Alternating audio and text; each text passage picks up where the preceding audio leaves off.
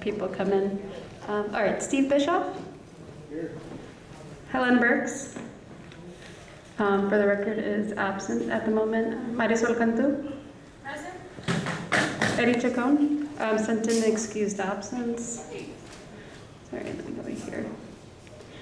Luis Chacon. Here. Don Gosney. Here. Kristen Killian-Lobos. Here. Armand Lee. Is absent at the moment. Not yet. I haven't gotten to him yet. Oh, sorry. Yeah. So Randy Joseph is also has an excused absence as well. Leah Murray is not here. Right. Helen Burks is here. Marcus Engesing. Here. Jamin Purcell. Here. Deborah Small. Present. Ben Terrio. Here. Linda Whitmore. Present. BK Williams. Here. And Tamisha Walker. Present. And that is roll call.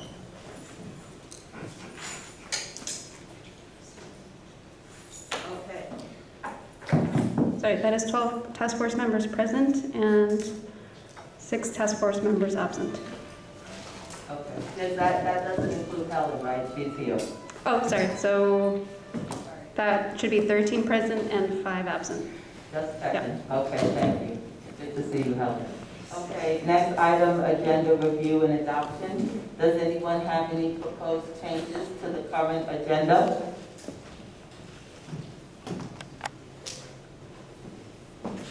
Going. Seeing no hands raised, I'm going to say that the agenda is adopted as put forward. We don't have to take a vote on that. So, Stephanie or Guadalupe, which one of you is going to review the meeting procedures? That would be me as well. Thank you, Guadalupe. Yeah. All right, so I will now read an announcement to the public. Anyone may make an oral comment, even if a written one has been previously submitted. However, each speaker may raise their hand once to make one oral public comment per agenda item. We will hold public comment very shortly after item F, City Staff Liaison Reports. So if you would like to speak, please raise your hand. For agenda items under item H, presentations, discussions, and action items, you may raise your hand at that time. So an announcement will be made when it is time for public comment. Thank you, Guadalupe. Next item is to approve the minutes from the March 22nd meeting. I'll take a motion to approve the minutes. Don Gosney, so moved. Thank you. Seconded. Thank you. Moved by Gosney, seconded by Burks. Any conversation? Any discussion? If not, I'd like to call the vote. All right. Steve Bishop. Aye. Helen Burks. Aye. Marisol Cantu. Aye. Luis Chacon. Yeah. Don Gosney. Yes. Kristen Killian-Lobos. Yes. Marcus Engesing. Yes. Jamin Purcell. Yes. Deborah Small. Yes. Ben Terrio. Yes. Linda Whitmore. Yes. BK Williams. Yes. Tamisha Walker. Abstain. Okay. So the motion is approved with 12 ayes, 1 abstention, and 5 task force members absent. Thank you. Okay, so the next item on the agenda is city staff reports.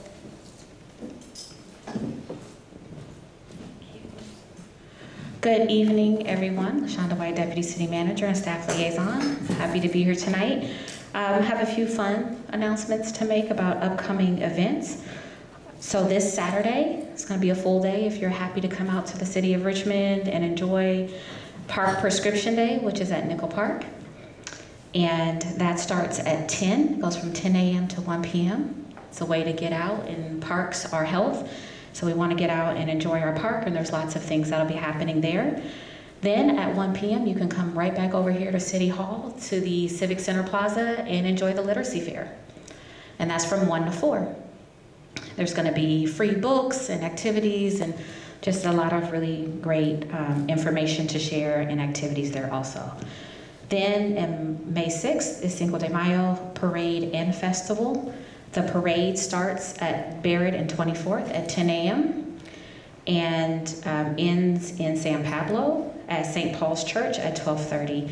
And for the festival, does anyone? No, the Cinco de Mayo festival. I know it's the same day. Anyone? I will get that information to you all. I was looking for the start time of it. But so I will get that, and I apologize. But the Cinco de Mayo festival is that same day, which is on, I believe, Sunday. I don't know if Allison or, oh, thank you, the community forum, which we're also going to talk about during the presentation that is happening next, is we have a community crisis response program forum, and that'll happen this Thursday, April 27th. It'll be virtual. So I hope you all have that marked down. We sent an email to you all. It'll be the first of 2 forums. It's at 6 p.m. And then the second one will be on Monday, May 1st, in person at City Council Chambers. And it's just another opportunity to get input from community. We have surveys, focus groups have happened. So it's another opportunity for you all to come out if you're interested and hear more about what you're going to hear about tonight, and provide additional feedback. But please do us a favor and share that information with all your friends, families, and everyone. Anything else, Lupe, Stephanie, or Allison? Any other update? Okay, thank you. Thank you, LaShonda. Now it's time for public comments. Okay, if anybody would like to make a public comment on an item that is not on the agenda, please raise your hand now. And Don Gosney, you could go first. You have 2 minutes to speak. Microphone. Microphone.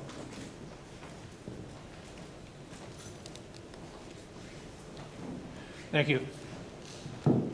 Just want to remind everybody in here that the meeting is being recorded, not just by the media, but also by staff. And if you don't speak into the microphone, a lot of times you can't be heard. And if you can't be heard, people watching at home, they wonder what's going on behind their backs, what kind of secrecies are we having here. So if you can, just try to remember to use the microphone. Thank you very much. Thank you. And we'll move on to Ben Terry. Did you have your hand raised? I do. I think my voice carries though for the microphone. Do you have to have it for the outside? Okay. Sure. Thank you. It picks up in the audio system. Okay. Yeah, my public comment is about the quorum amongst this body, and quite frankly, with the chair. A couple weeks ago, to be perfectly blunt, at City Council, I felt slandered and defamed by you. I thought that was completely inappropriate, considering the fact that I essentially voted in line with you probably 90% of the time, if not more. I was pretty much taken aback. I sent you a couple emails about it as well. I never got a response because I didn't want to do this publicly. I wanted to at least find and understand where you were coming from. But I think it's really important that people, and I've sat back for the past couple of years since I've been on this thing, I've seen a lot of people thrown on the bus, Misha, a few others, and I'm really astonished by the level or lack of decorum by some people. And the nice thing about it is when I'm here, I'm not a police officer, so I don't have to sit back and just take it, because normally that happens a lot, quite frankly, on the street. I think it's unacceptable. I'm pretty much at a loss, and I kind of weighed not participating in this task force anymore, which I think would be a loss for a lot of folks, because there's a lot of things that have to do with law enforcement and the interaction of how that can be reimagined in different aspects and facets. And that just, unfortunately, to me would be lost among folks to not have that. And so I'm really upset at the way I was treated, really coming out of the blue. And, quite frankly, I'd like a public apology, because none of that was true. I haven't obstructed anything. At best, I asked a couple of questions, which I think is appropriate. I don't, get in the way of anybody or any type of process here. I'm here to help and make things go forward. So that's all. I'm just a little upset at that, and I'd definitely like to talk about it, Madam Chair. Thank you. Thank you. Other public comments? Chair Small. Yes, I'm sorry. I wanted to make a public comment about Cinco de Mayo because I found the information. So the Cinco de Mayo parade is on Saturday, May 6th. Starts at 10 a.m. in Richmond, ends at 12:30 in San Pablo. The Cinco de Mayo festival happens on Sunday, May 7th from 10 to 5 on 23rd Street between Clinton Avenue and Ream Avenue. And it'll be a day filled with food, music, and live entertainment for the entire family. Thank you. Thank you. And the next speaker, Chair Small. So I have to say that I find it amazing that Ben Terrio would take this opportunity at a task force meeting to criticize a remark I made at a city council meeting, not at a task force meeting, about something that he said at a city council meeting. And specifically, I took issue with the fact that he had objections to a legal aid attorney being on the CCRB and claiming that somehow that was a conflict of interest, that they would not be objective and biased. When my observation was that he didn't see any problems with expressing his bias publicly and otherwise about the work of the task force. That was specifically the comment that I made. It was true. So the fact that you find it defamatory, something can be defamatory if it's true. And secondly, I just want to note that it has become somehow a tactic of people on the right to raise issues of decorum when other people say things that they don't like, irrespective of whether or not they have a history of showing decorum in meetings. All of a sudden, decorum becomes the watchword for people who have objections to free speech by people that they disagree with. Well, I do believe that the First Amendment is still alive and well in America, that I have a free speech right to say what I believe, what I think. I didn't say anything untrue. I didn't use any derogatory or curse language. I spoke my mind. You have the right to speak your mind. I only said that I thought your statement was hypocritical. I still think that. You have a problem? Too bad. Thank you. Tamisha. Hello, task force members, Richmond community out there somewhere in TV land, if this is on TV or being recorded. Tamisha Torres Walker, member of this task force, speaking in public comment on behalf of myself. I just found out today that this community suffered a loss of a young person connected to this community and families across this community. And I think, you know, the grief and the mourning is real, considering all of the work that this task force has done to try to provide credible opportunities for young people in this city, and not just this task force, but other people who serve high-risk young people every day. And so in light of this most recent incident, I just want to offer to the community of Richmond and to the family my condolences, and any support that anybody around this table can offer, you should do so. And I also just want to thank the Office of Neighborhood Safety for their work that they've been doing in this community for years to save lives. Thank you. Any other public comments? Task Force Member Whitmore. Okay, Linda Whitmore, and I wanted to make a point about decorum. I think what happens in this task force, personal feelings about what people say or do should stay here. When we're out in the public, we're talking about ideas that we have, things that we're working on, but not talking about personalities and about how you don't agree with someone because they might not agree with a comment we made here in the task force. I think that's wrong. I think that when we go out in the public, we're talking about comments that we're working on, things we're working on, not saying I don't agree how you voted or what you think or your attitude. That has nothing to do with what we're talking about outside of this task force. When we go out in the public talking about different ideas, different programs we're working on, not personal attacks. And I thought it was wrong, Chairman Small, that you made a personal attack of someone in this on the task force, and it had nothing to do with what was at issue. You know, if I disagree with something, that's me, Linda, not because and then you go back to how I voted or what I thought about. It has nothing to do with what I was voting on. So I think that we have to think about that. Respect each other when we're here. Respect each other when we're not here. Thank you. Thank you. Any more public comments?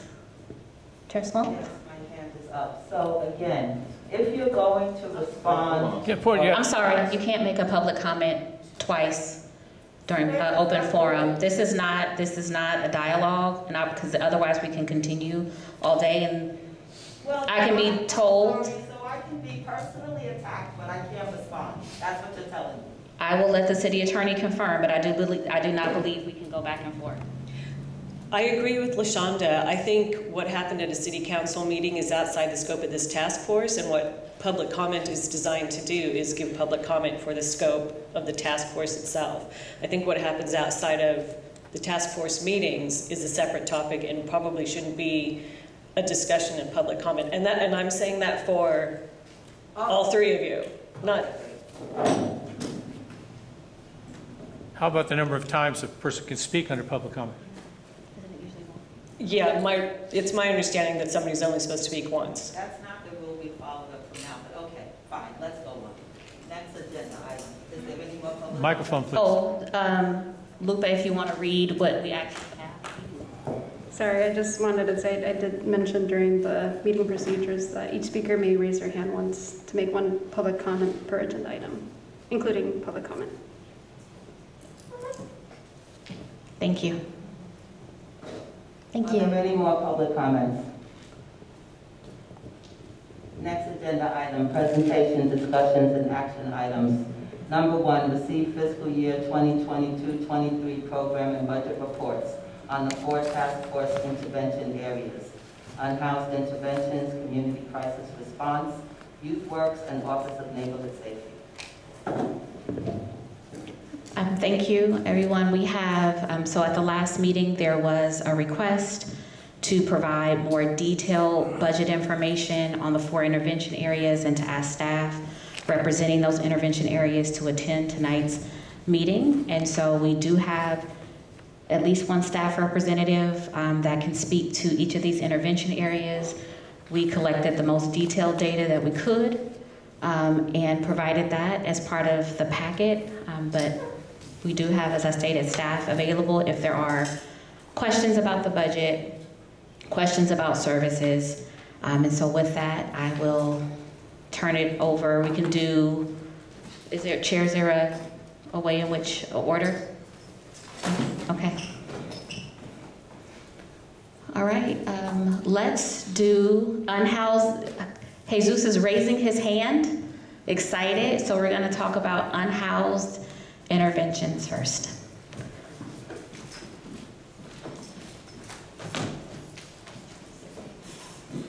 I have a PowerPoint.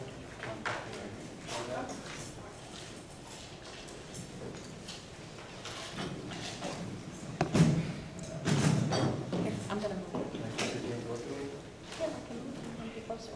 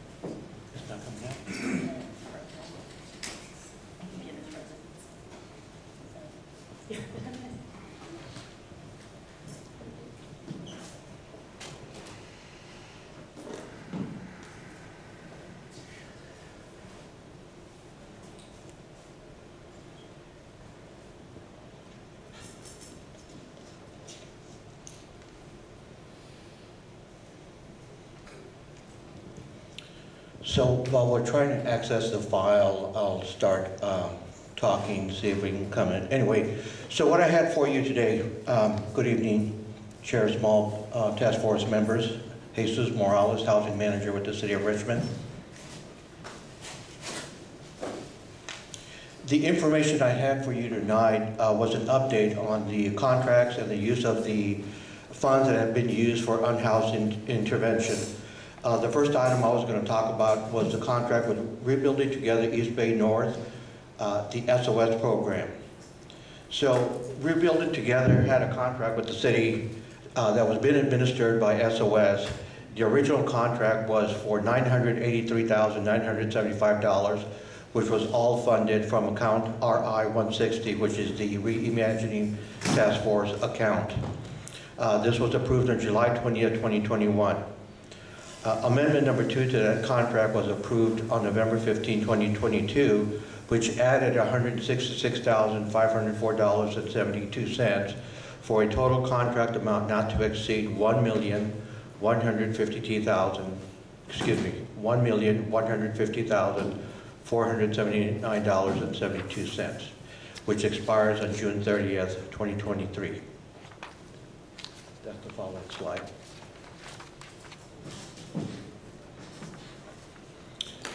So for fiscal year 21-22, and I'm reading the third bullet point down so you can follow, fiscal year 2022-23, which covers the period from July 1, 2022 through June 30th, 2023.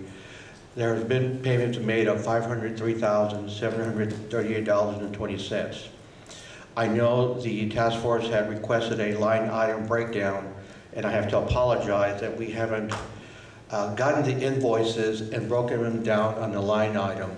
Part of the challenge is this contract goes back to 2021, so there's approximately 90 invoices, and unfortunately didn't have time to go through each invoice so I could give you a line item breakdown. Nevertheless, for the payments that were made this fiscal year, $503,000 and change. So the labor costs for employees represented approximately 65% of that amount. Supplies represented 20%, subcontractor costs 5%, and indirect cost charges are 10%. So that is fairly reflective of what it would be for the total contract amount. If the board chooses, I can always come back at the next meeting and try to give you a better idea of what those line items look in the budget for all the charges going back to when the contract started. The remaining balance on this contract is $42,716.36, and this still has a March invoice that's pending, so that will be taken out of that $42,000, and that'll leave us somewhere around $10,000 once we process that invoice. And just for your information, approximately $600,000 was paid in fiscal year 21-22 for this contract. Next slide. So we also have a contract with the Housing Consortium of the East Bay, HCEB. The original contract for $560,000 was approved on April 1, 2021. There were a series of amendments, mostly extending the term of the contract. However, amendment number 5, approved on August 1, 2022, added $404,958, and this was money from the Reimagining Fund account for a total contract amount not to exceed $964,958, which was to expire on September 30, 2022. Subsequently, amendment number 6, which was approved on September 20, 2022, added $50,000 to the contract for a total not to exceed $1,014,958, which was due to expire on December 31, 2022.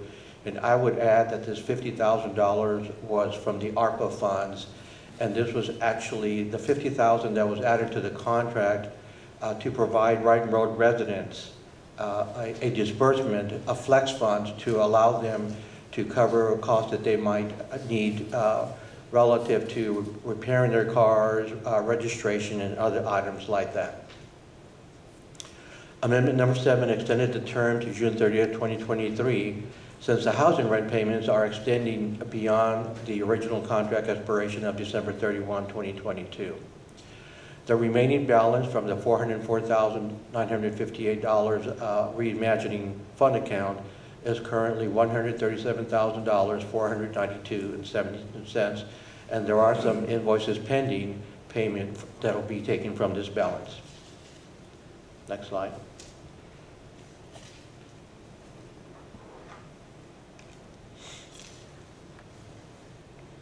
And I apologize for the small print. Probably could have put this on 2 slides, but anyway, other unhoused interventions. So the city received $4.8 million to resolve the Castro encampment. This grant will expire on June 30th, 2024.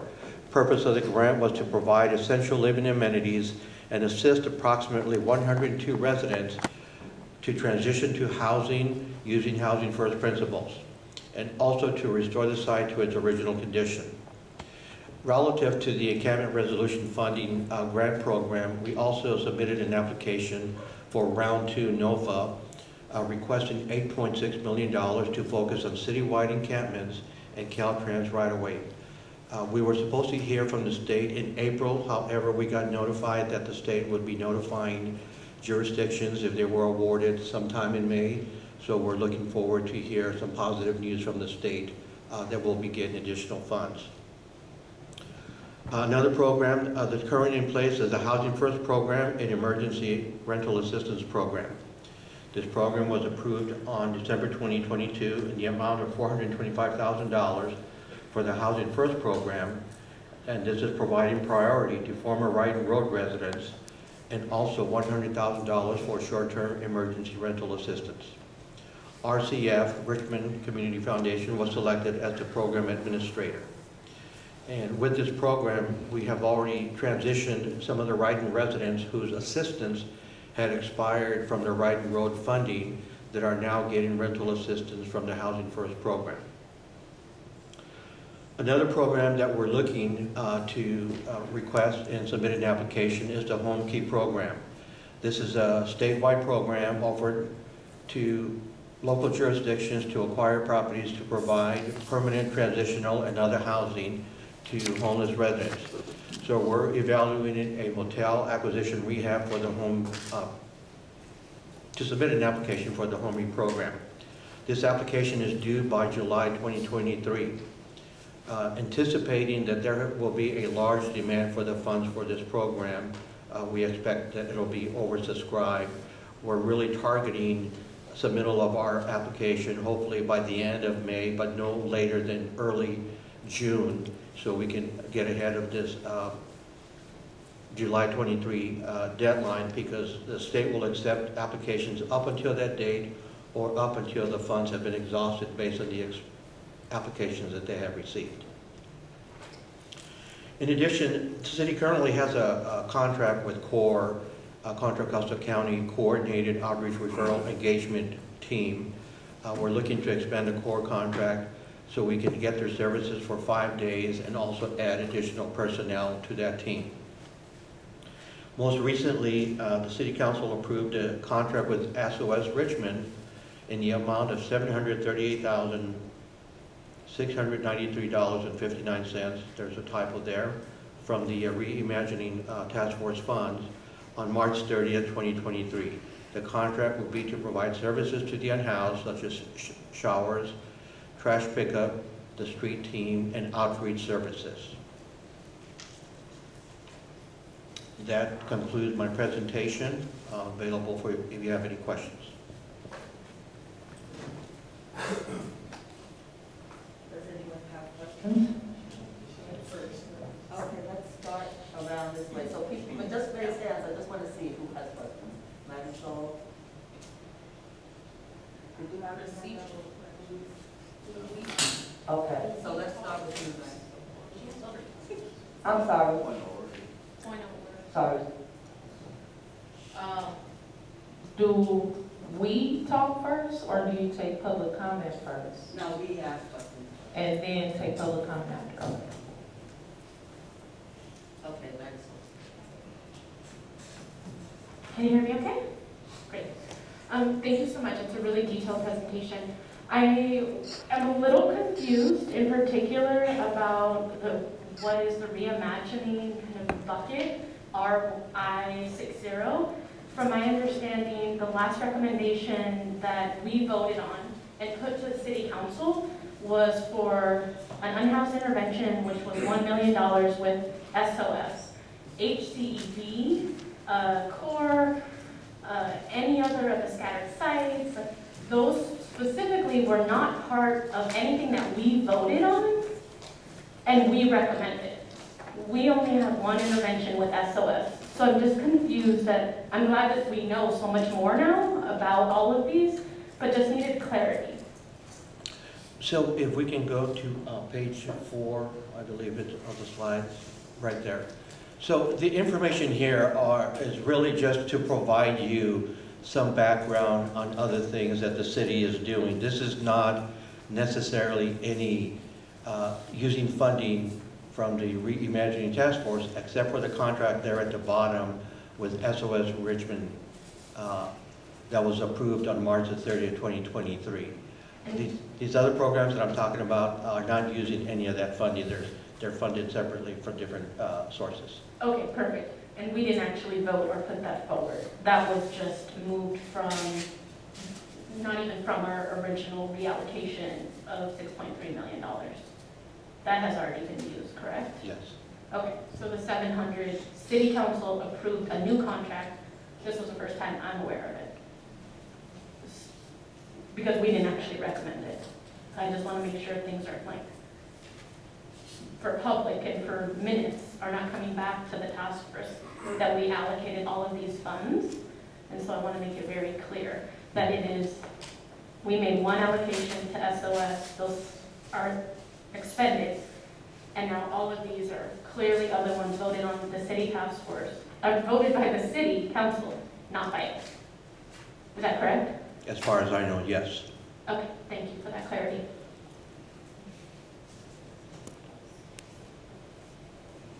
Helen? Thank you. Thank you. Thank you all. That covered some of the questions I had. I think what I was looking through here was looking at the original contract. And I know this might be beyond the scope of this presentation, but I'm trying to look at of the services that were in the original proposal and in this kind of budget that was proposed here, which of these services came to fruition.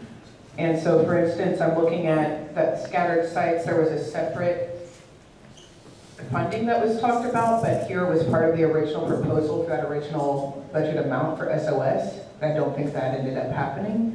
So I wondered if we could get some report out on if that was part of what the funds have been used for over the last year, where it talked about the scattered sites being the partnership with different sites within the city of Richmond.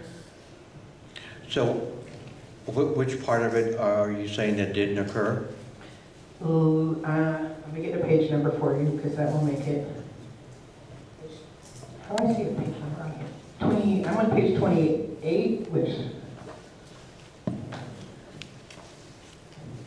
28 of 74, it talks about the Secured Scattered Sites program, and that part of the original funding was for manage and support the Secure Scattered Sites program locations for vehicle dwellers.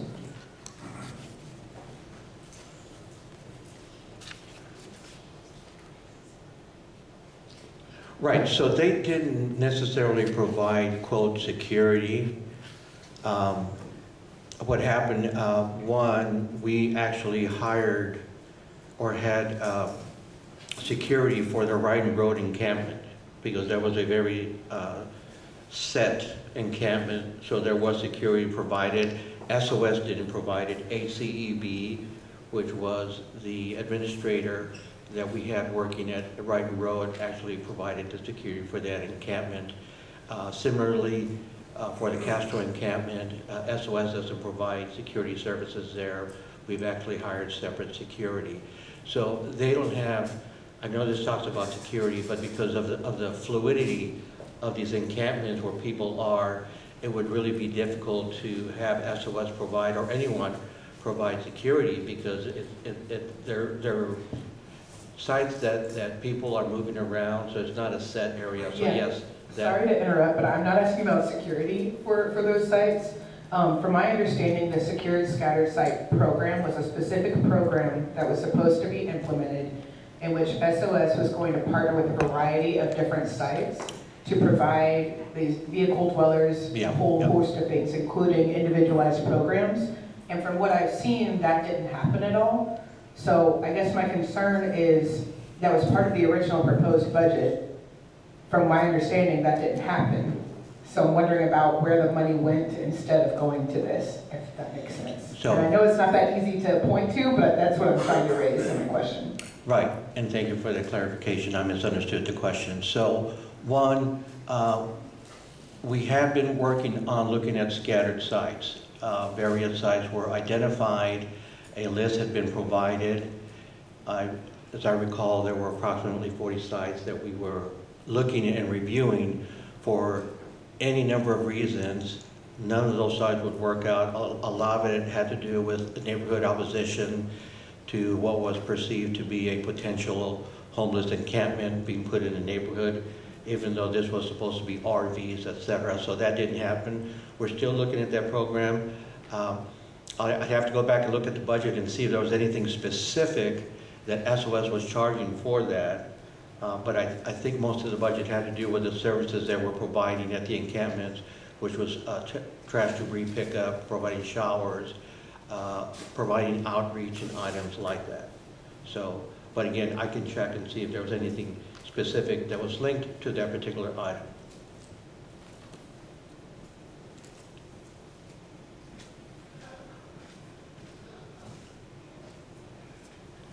She's the chair. Sorry. John, is there a mic on that side of the room? Yes, there is.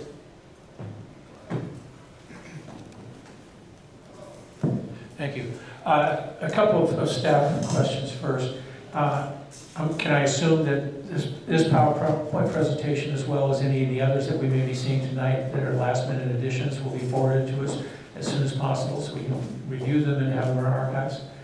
Don't want to leave anything as an assumption itself. Second is, it would be very helpful for us, at least for me, if we could put page numbers on every page of our agenda packet, 1 through 74 in this instance. We've got a series of different add-ins here, each with their own separate page numbers. Helen Burks was just referring to page 28, which you can find if you go to the online PDF, but on the printed version, there is no page 28 anywhere. So it made it very difficult to try to follow along with what she's saying before she finishes up. Now, a couple of questions here. Perhaps I'm very confused, and hopefully maybe, Jesus, you can unconfuse me. We keep referring to the task force budget. Even on this 2+ page spreadsheet that we received in our packet, I'm seeing that we've got the Reimagining Public Safety Community Task Force FY 2022-23 budget. As I understood, we're an advisory body that all we can do is advise the city council to take monies away from the general fund and allocate them as they so choose at a public meeting. And that we don't actually have a budget. We don't have authorization to spend any money at all. We don't have money that has been allocated specifically for the task force to decide what to do with or how to spend. Am I incorrect on that?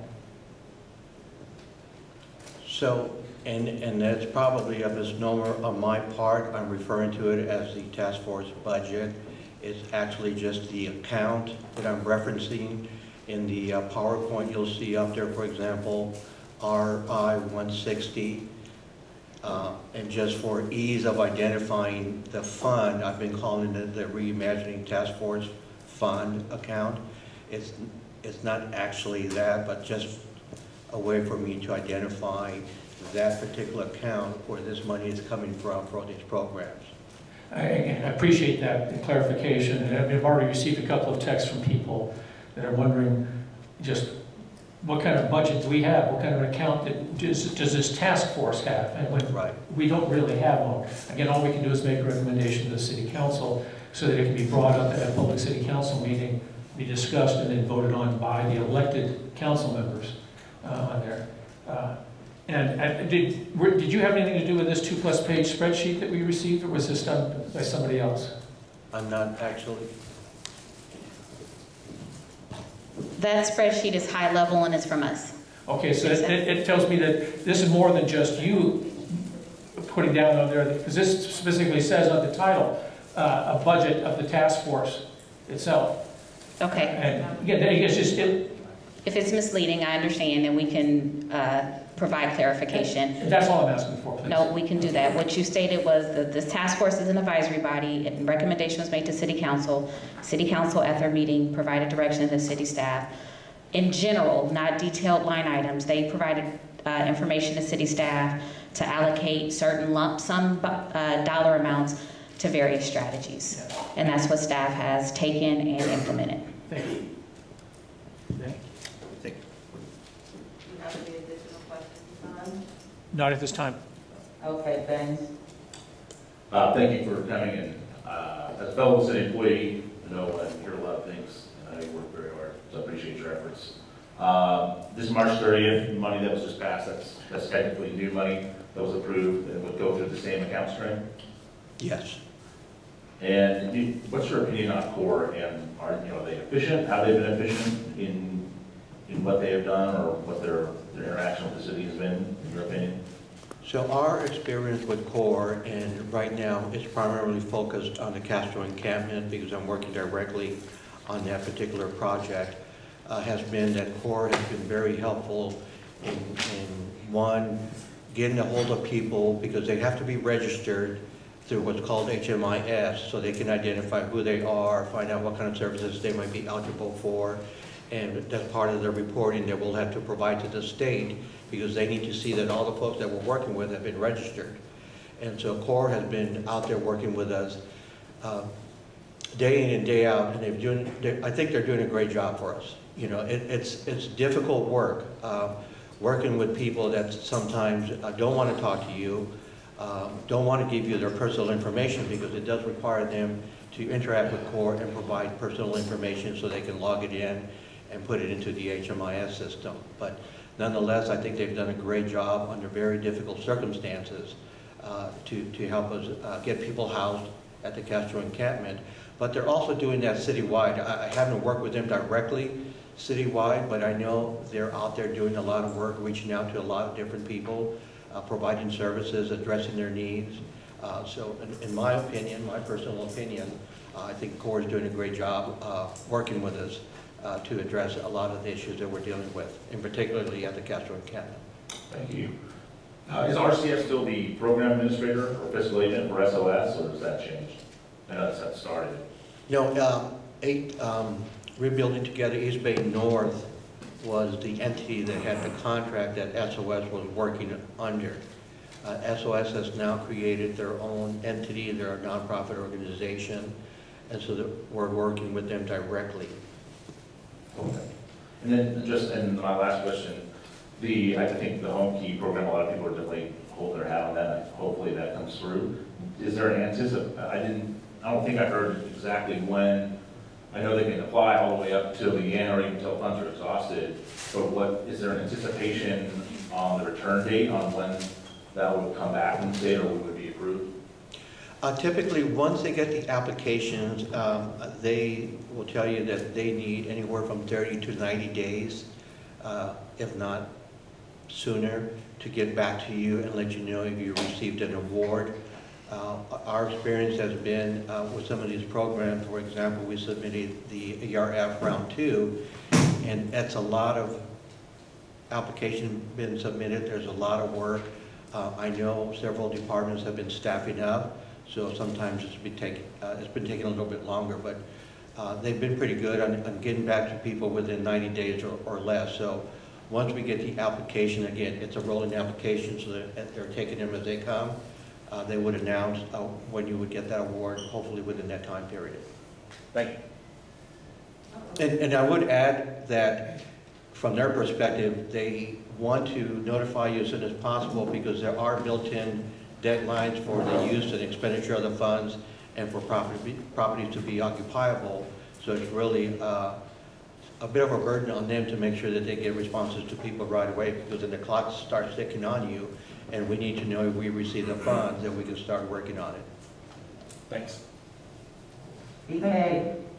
Thank you, and thank you for the presentation. In your opinion, is the $738,000 that City Council just approved in March, is that representative of an ongoing commitment? Is that a one-time infusion? Right now, it's a one-time infusion. you know, if we are able to access funds from the ERF2 that we applied for, some of that would potentially be able to fund ongoing services for SOS. One of the other things that we're encouraging SOS and working with them to do is to hire a grant writer that will allow them to solicit or look for other funding. As part of this contract, the city is providing the $700,000. SOS was actually able to fundraise just over $200,000 that they're contributing, which represents about 25% of the total budget that they're providing funding for, and we're encouraging them to really try to continue to access other sources of funding, be it through the city, through the county, through the state, and private donations that they're able to fundraise. But as far as an ongoing obligation, this contract is just for a year, and the staff report did indicate that there could be an option to extend the contract for 1 year subject to the availability of funding.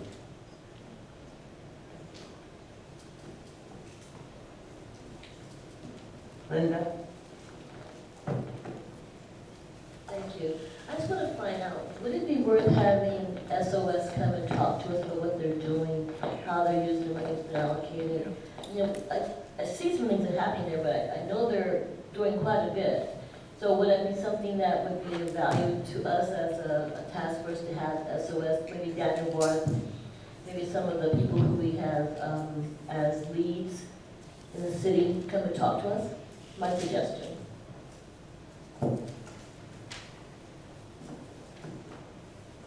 Does anyone else, did you want to respond? Was that a question for me? Well, it really was for this body, I guess, to think about. Maybe we can have him come and present information. Ms. Small? Hold on a second. Is there any other task force members who have a question on this issue? John. Thank you. I would welcome having SOS come back and speak, but at the same time, I wouldn't mind hearing from some of the residents in the encampments coming by to hear what they have to say as well. If we listen to the public comments at the city council meetings, they don't always seem to agree with what we're hearing from the SOS representatives. It'd be nice to get a balanced report, or at least both sides of the issue. Thank you. Are there any other task force members with questions on this item? If not, I want to call for public comment on this item before we go to the next report. If I'm not mistaken, since this is just one item, can we ask for public comment at the end, or you want it now? Yeah, because I don't want to make people have to remember everything they heard, if they have a question about it. Since I have the mic, are there any public comments? I don't see any hands. Thank you. And we can go to the next report. All right. Who is ready to go next? ONS, YouthWorks? Sam is moving, so we're going to hear from the Office of Neighborhood Safety.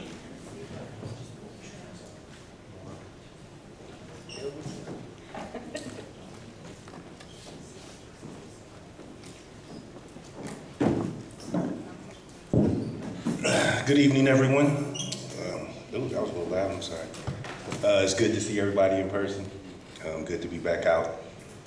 I do not have a slide. I will ask any questions, I'll answer any questions that you have for me, but it's going to be hard to see. We were in here checking it out earlier. I submitted our detailed budget. That is not it. Yeah, the one that there you go. So just to inform all of you, the Office of Neighborhood Safety is fully staffed. Thank you very much. It was a very challenging process. City staff did amazing with supporting us through it.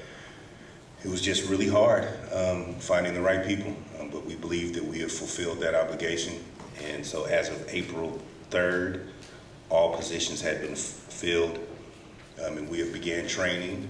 And the amazing thing is that folks just got on board and ran with it. So we are actually already implementing some of the tasks that we were given by the Reimagining Public Safety Task Force and the City Council.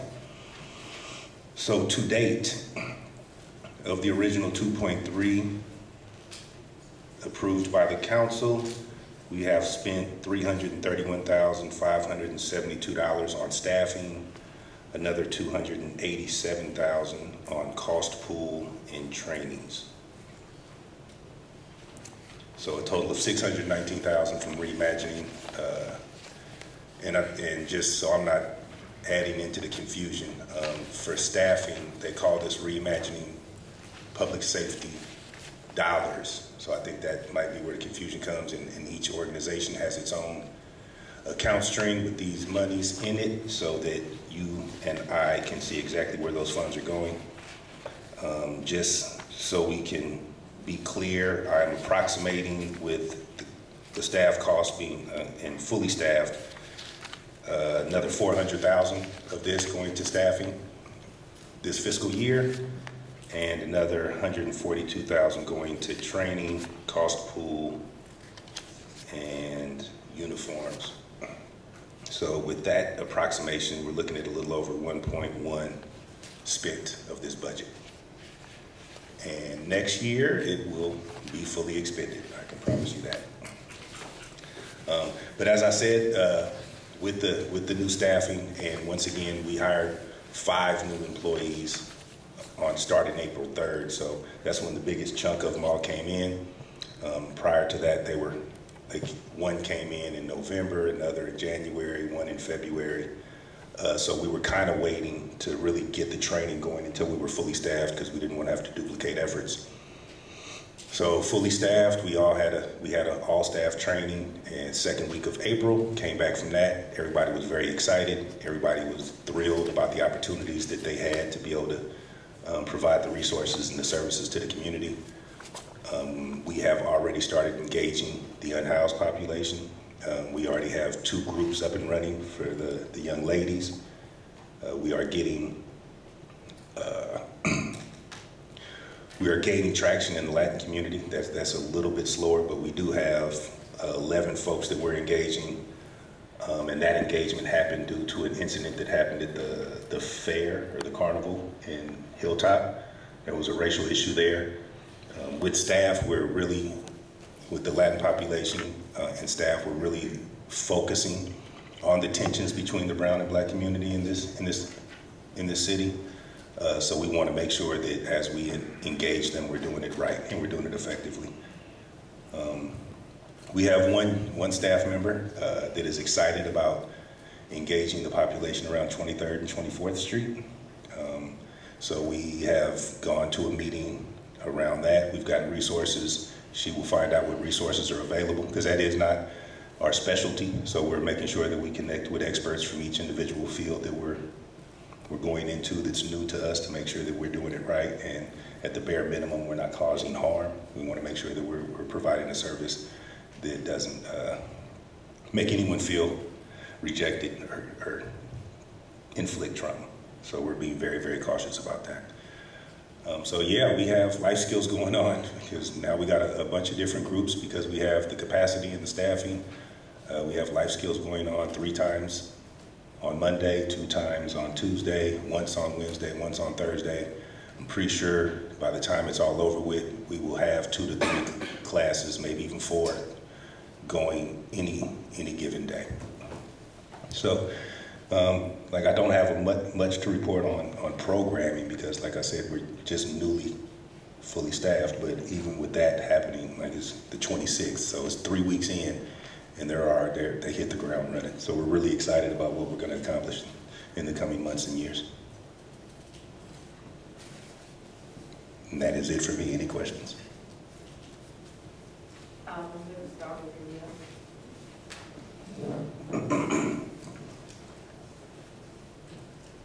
Thank you, Chairperson. Hi, good evening.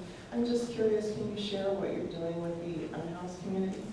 Well, right now, so yeah, to be very clear, we're not duplicating efforts with the SOS staff. Everything that we decided to do with these resources they came from a lens of how do we use this to continue to reduce gun violence. So we're not, right now what we're doing is we're just engaging and let them know who we are. So we're going to the Castro encampment. They got some folks right over here on the railroad tracks behind Grip, where a gentleman got shot not too long ago in his tent. And so what we want to do is to get the information that we need, but we got to build the relationships first, to try to engage those who are causing the violence and the folks feeling unsafe, because that's our role, to reduce gun violence. And so once we can identify them, we just want to engage them in a much more in-depth and strategic way. We don't have the resources to be able to get folks housing. We're not specialists at that anyways, and so you have those specialists in the room already. But we do believe that as people are going through possibly one of the hardest times in their life, they shouldn't feel unsafe also. And so we want to work on the gun violence in that community, because as I said, there's been, over the last few years, there's been multiple homicides and shootings related to the unhoused population. And there's a lot of people who will stigmatize that, like, you ain't got no apartment, but you got a gun, but a one-time purchase is less than half a month's rent. And so if you feel like you need to do that to feel safe, that's definitely something that they may invest in. And we just want to make sure that they don't bring and cause harm to others who are just trying to get through this very trying time in their life. Exactly for you, Leah? Yes, Ramon. Does ONS plan on working with and building a relationship with West Country Coastal Unified School District to address any physical safety concerns that's going on within our schools? Yeah, so our goal was to have a contract with them. That doesn't seem feasible at the moment, and I can't really answer the question on why. It's just they're not moving the way we would hoped they would move, and from my understanding, they got a lot of problems they're trying to figure out on their own that doesn't make this a priority. We can talk about that. Yeah, and I'd love if somebody can push that envelope for us, but they absolutely have our scope of work. What we said is over the next 3 years, we would be like giving them in kind approximately $1.2 million in services and resources. And so I don't know why they're not moving on it, but like I said, there's a lot going on over there. And so I'm still in contact with them, and I'm still trying to make that happen, because we would love to be in those schools. We're getting creative, so we are in charter schools, and we are about to have staff try to get volunteer badges so that maybe we can get in through like personal connections with specific schools. But it would really be nice to have a contract and have access to all high schools and middle schools in this district.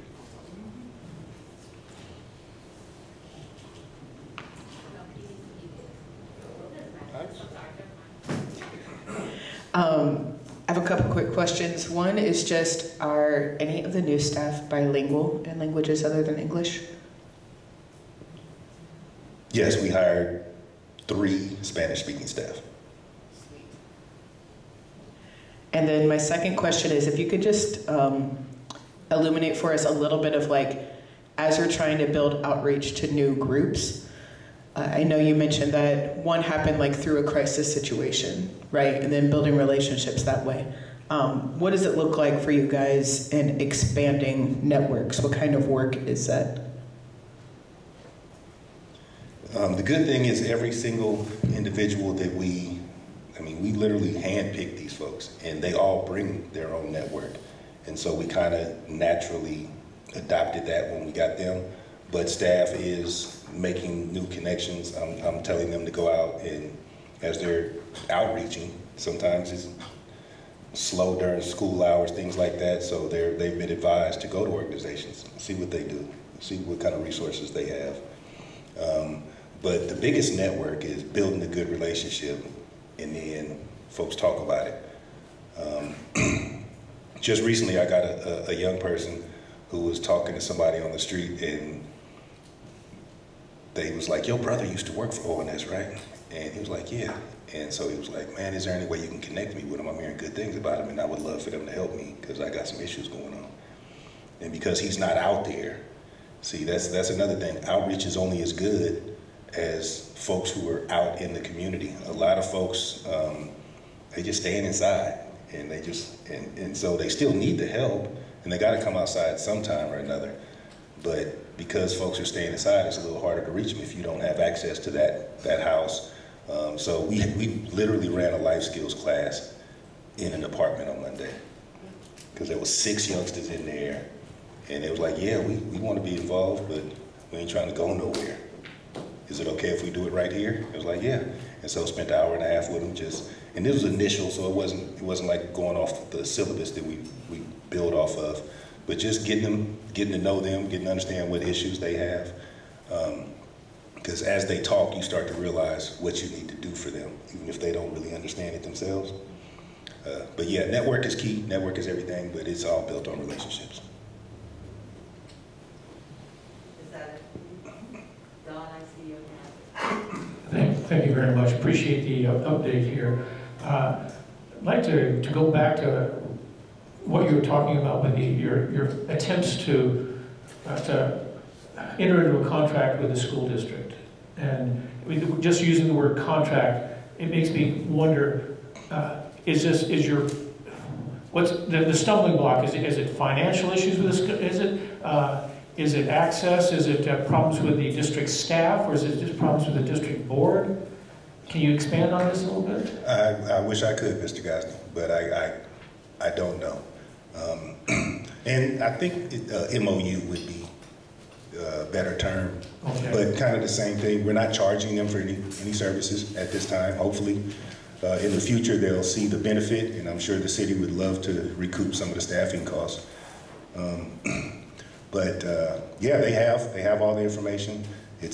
I'm learning it's difficult, the bureaucracy that comes with government, trying to come into agreement with government. But I also think they got a lot of other things going on right now that is taking their attention. I appreciate that. And they're like almost any other government body. They're flat busted broke. In fact, our school district is beyond flat busted broke. I think they started the year at $51.1 million in deficit. That's an awful lot of, $51.8 million in deficit. That's an awful lot of money to be behind. They've got some federal money to help. I'm sorry? I'm sorry, I heard a noise there. Oh, I'm sorry.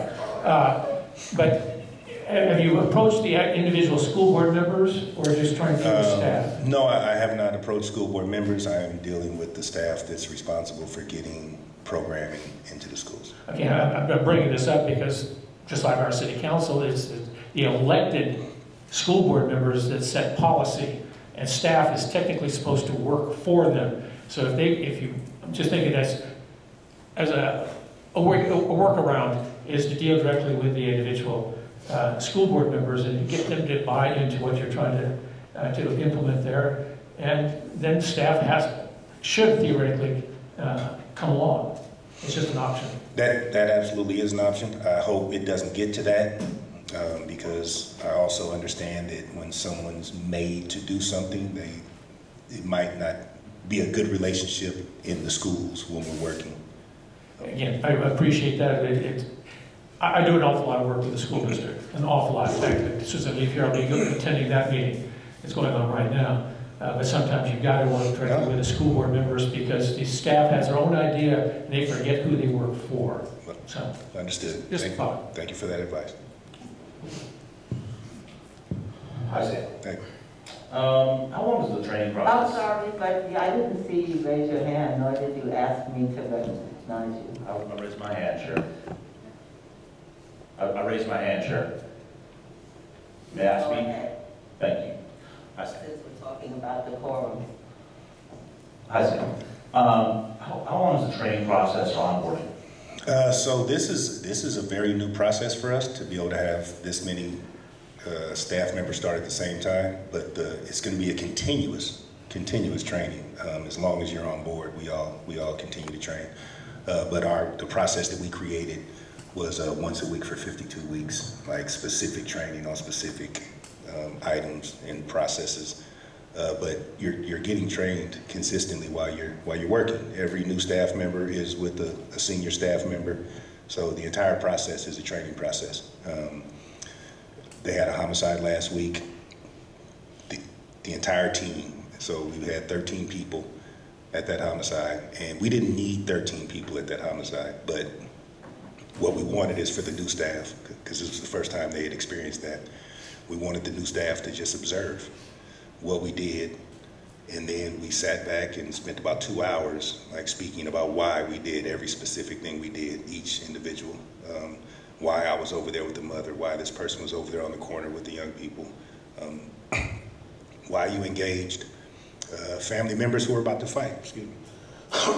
Right. They needed. Yeah, so it's on the job training, but we have 4-hour, 5-hour training every Friday for 52 weeks. Cool.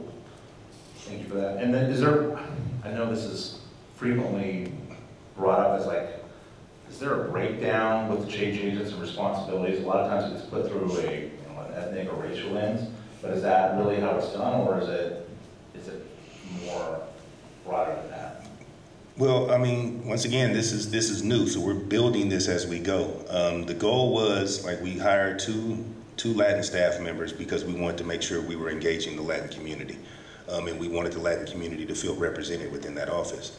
But the goal is that as we're engaging them, like if someone's getting taken for a supportive service, or we're taking them on a referral, or even during the life skills class, we'll be having other folks in there because we want to mimic what we would like to see in the community. And the racial separation is palpable in our community right now, and so we want to make sure that we're the example of what we want to see. So the Latin community will have African American staff engaging them, and the groups that we already have going, which is mostly African American, the Latin staff is involved in that as well. Thank you.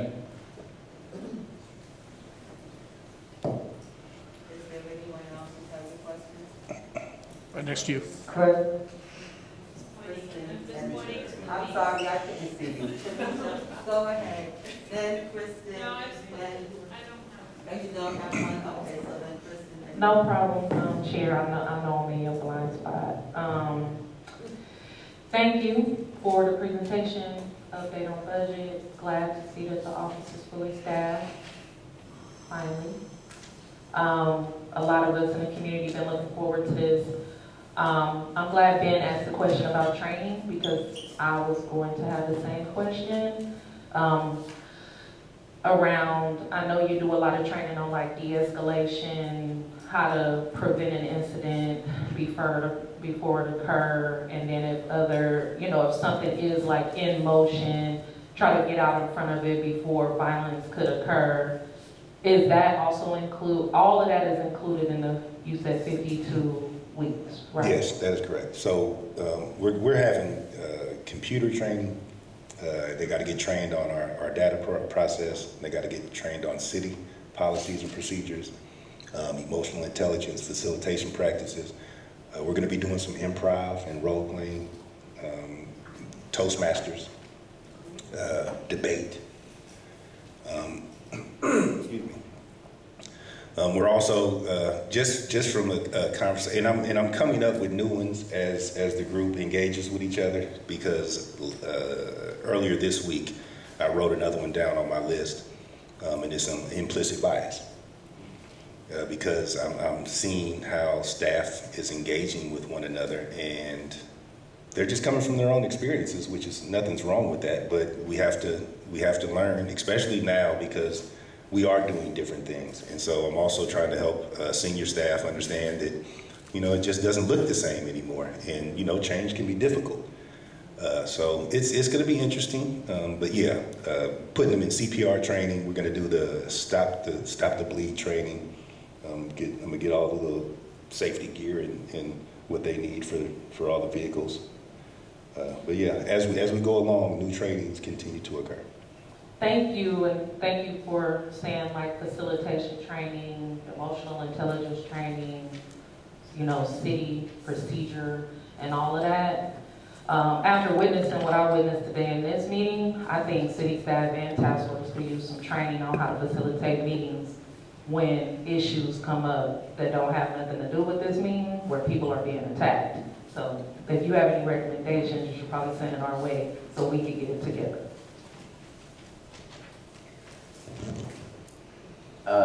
Yeah, thanks for being here, Sam. Appreciate you spending time with us and sharing. I have a question about the school district, just because I think whatever happens in the schools can spill outside and vice versa, right? So I'm just trying to get more clarity before I reach out to the school district, and as I'm sure some of our community members might.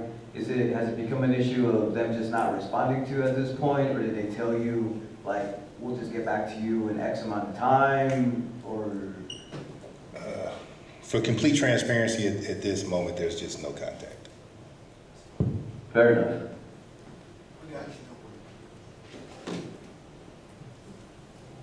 Any other task force members who have questions? If not, let's call for public comment. If anybody would like to make a public comment, please raise your hand now. No public comment. Great, then we can go to the next report, which I believe is going to be YouthWorks.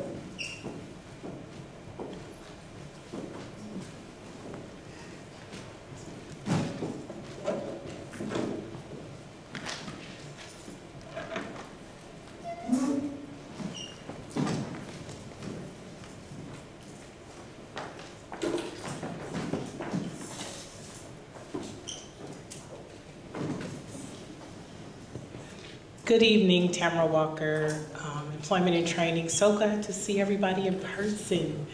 I'm going to actually turn this over to Bukai, but I did want to answer a couple of questions just before we start. So we are working with the Unhoused. I personally went down to Castro and worked with some young people that were there to offer them some employment services. So we are working with the unhoused population. And then we have not hired, we've only hired one person, even though we have the opportunity to hire more. We have had issues with employing due to our salaries. And so we've had to put out the announcement again. So we put it out one more time. Hopefully we will get some more applicants, but we offered 2 people the position, but because our salary was so low, they were unable to take it, so now we've actually put it back out. And then also we have, Sam has one of our staff members. But we are okay with that because that builds a partnership. Because she knows our services, and now she knows how to get her young people, ONS young people, into our system. So we are absolutely ecstatic that she's there, and she's a female as well. So again, it's a win-win for us, and it's a win-win for them. So I'm gonna turn this over to Bukai. Good evening. I'm just going to give you an update at where we're at with our numbers with the Reimagining Public Safety. We have received, as of today, 730 application.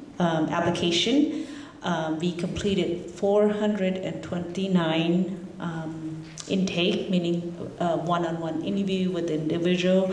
As of today, we have put 310 individual into some sort of work experience.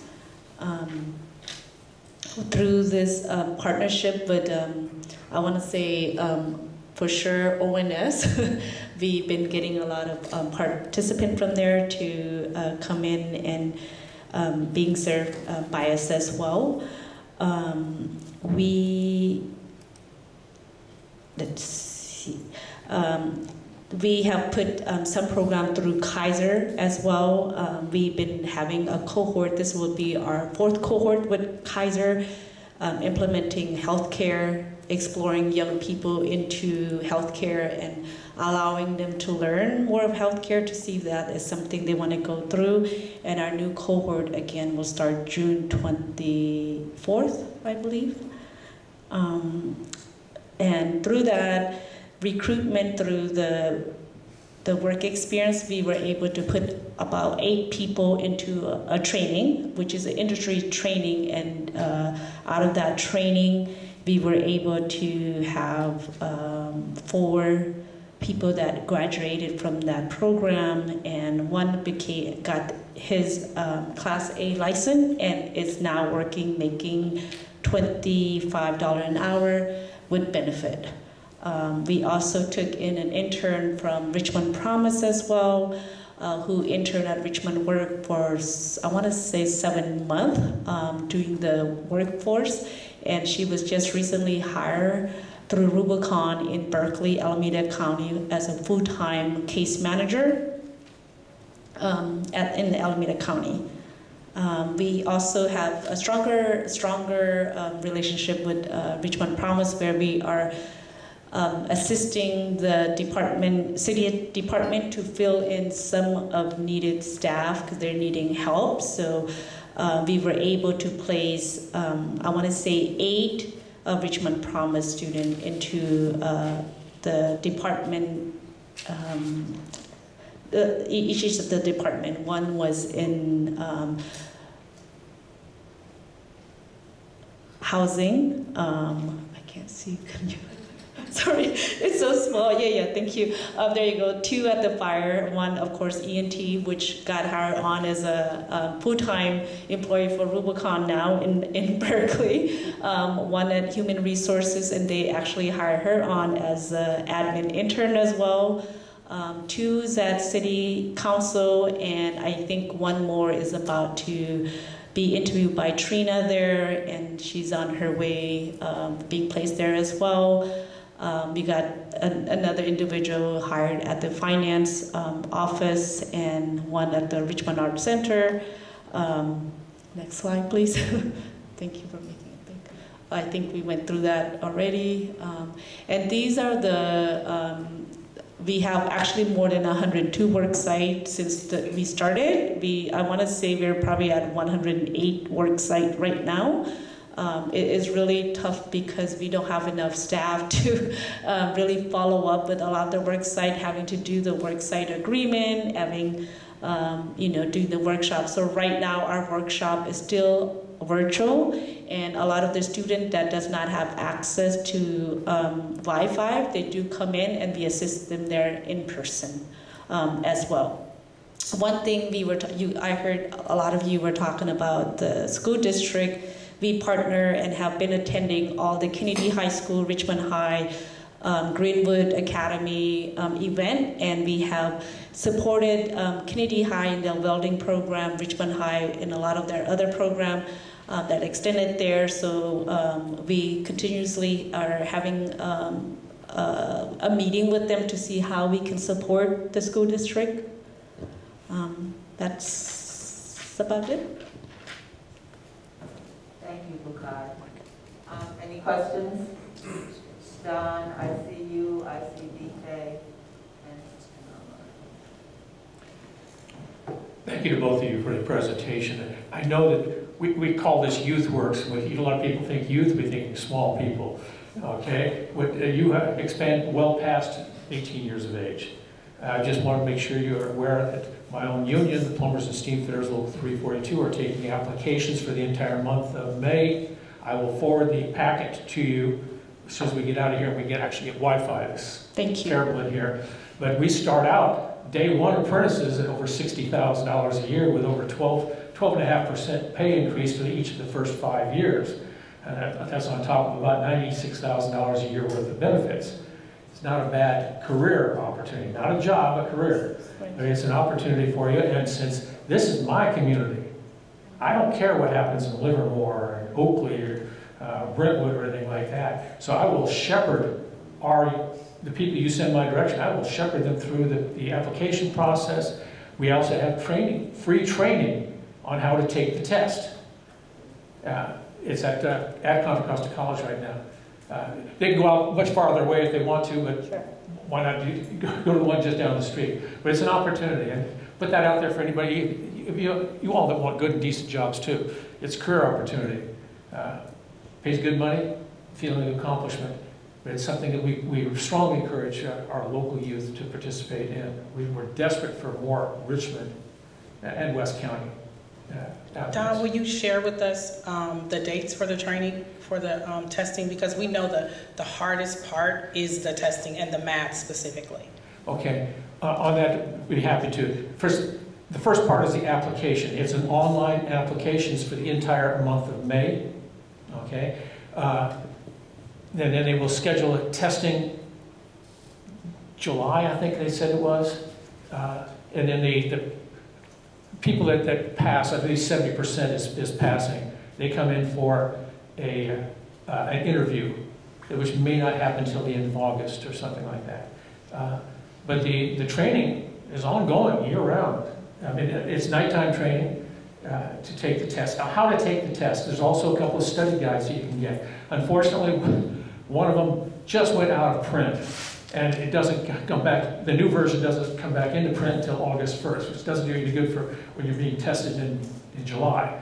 But you still may be able to find copies of the book at libraries, and I have a digital version of it that I'd be more than happy to share with somebody as long as they don't turn me into the copyright police. But I'll be more than happy to help with anybody that wants to try to take the test. We don't test your ability to put pipes together. We test your ability to learn. It's 8th grade arithmetic and mechanical reasoning. Gear A turns this direction, gear B turns that direction, that kind of stuff. Nonetheless, even the 8th grade arithmetic, if you haven't been doing it for a while, it can be a little dicey sometimes. Okay, but it's not hard. I mean, it's like anything else. Once you get to start refresher courses, I remember that now. Don, does it require them to have a driver license? They have to get to work. You can take public transportation, but I mean, I'm being honest here, I've never seen a construction site where public transportation comes anywhere near it. You take the biggest employer in West County, Chevron Refinery. The closest bus stop for AC Transit is 2 miles away from the contractor gate, and there are no sidewalks. You try going out there in the middle of a rainy day, trying to get from the AC Transit. The bottom line is they have to be able to get themselves to work. And same thing, our training center is in Concord. It's a $35 million training center right now. We just bought a couple of new buildings. We're keep expanding. We've poured a tremendous amount of money into it. Oh, by the way, the apprenticeship program doesn't cost the apprentices anything at all. We pay for everything. About $50,000 a year per apprentice for each of the 5 years. That's some serious money, a commitment on our part to make sure that we send people out to projects. It's only the best qualified people you can find in this country. It's a good opportunity out there. I want to see, I was born and raised in Richmond. I'll probably die here. I want to make sure my people, Richmond residents, my neighbors, get into our program. It's a great opportunity. And we're not alone. The electricians, the iron workers, the carpenters, all kinds of building trades. Good programs.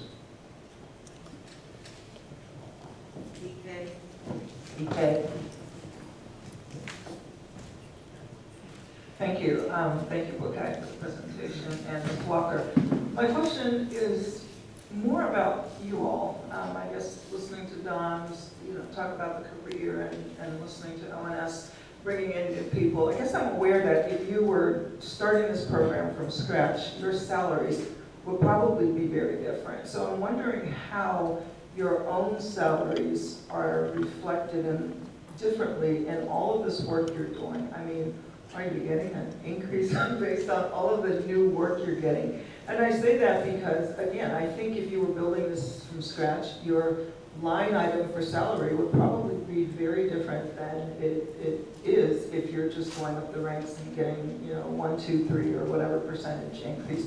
So I'm hoping somehow you're compensated for all of the extra work. And I worked with a subgroup with you guys last year or the year before, and I know how much work you've done, and I keep seeing these numbers with all of the youth that all of the intakes and the people you've put on jobs, and I'm just hoping that part of the building is building up your own careers and salaries, because you're doing some heavy lifting there. I don't know if that's a question or a comment, but I just want to put it out there. So we are City of Richmond employees, and so we follow the guidelines of the City of Richmond. So that's the best answer I can give. I mean, but we're compensated, so. Never enough, though. No, I didn't forget about tonight. I will never be so first. Okay, then. just two things really quick. Don, if you could share the info you shared with city staff, maybe I could forward it to us. I'd be interested in Love to. that. And then for the YouthWorks folks, you mentioned that it was hard to hire because of the entry level salary. What amount is that right now? I have to look it up. Okay. But it's not that high. The entry level, so we're moving to the second. Microphone. Oh, sorry. I would have to look it up, but we're moving to the second step. So employment specialist 2 versus employment specialist 1. Okay, thank you. I just wanted to add, in terms of salary, the city of Richmond, many of you may know, is going through a classification and compensation study. I'm hoping, I don't have all the details, but I'm hoping that implementation of that will be sooner than later. It's been going on for a minute. And so that will increase, for most classifications, the salary range. I believe it probably includes employment specialist 1 and 2. And what Tamara was referring to was that I think initially an employment specialist 1 recruitment went out, and now we're changing it to an employment specialist 2, which has a higher range to hopefully get additional people to be able to apply and come in. I just wanted to share that. And then I'll say thank you to YouthWorks. I know you all work very hard despite staffing challenges.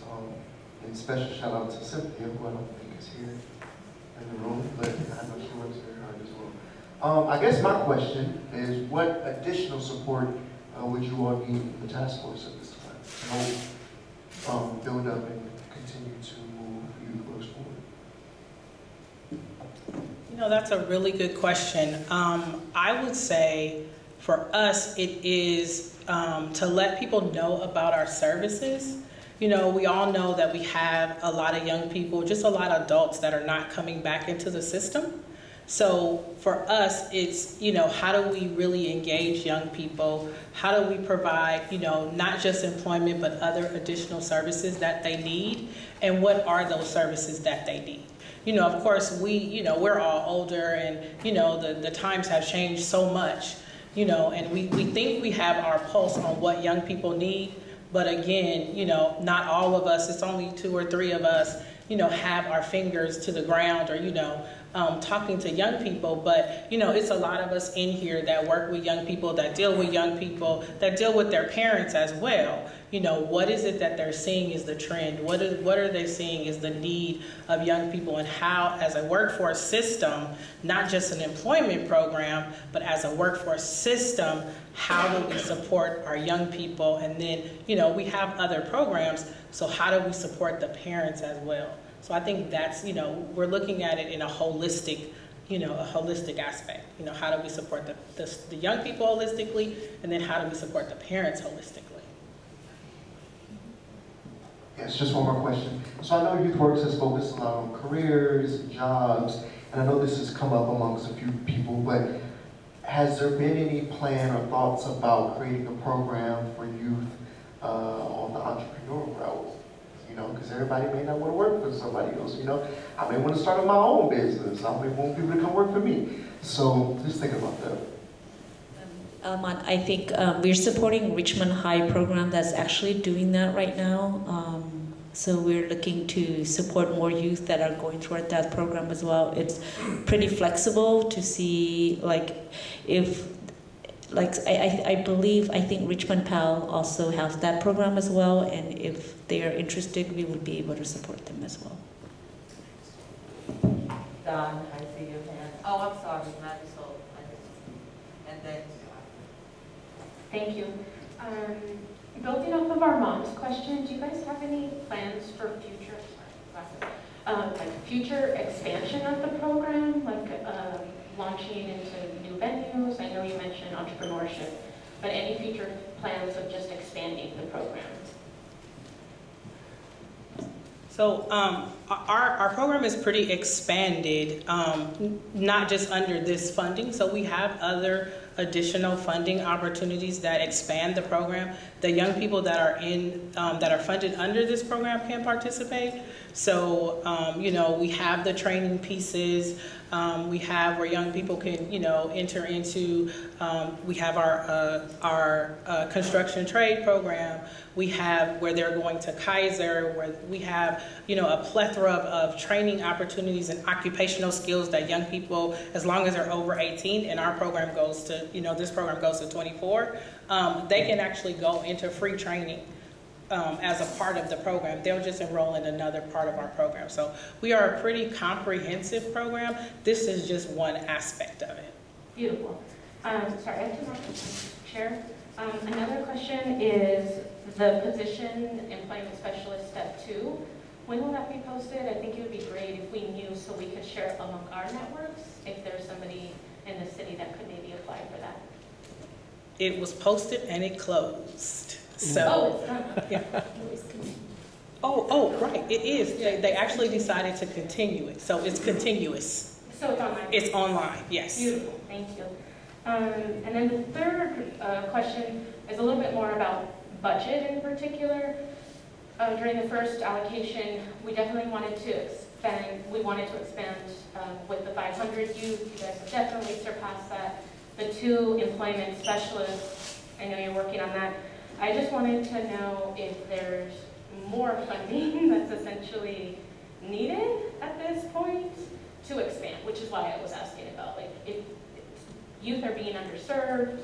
And then in particular, we asked a lot about bicycles, transportation cards. The community wanted, laptops provided to them. So there was just a lot of supplies, not just the 500.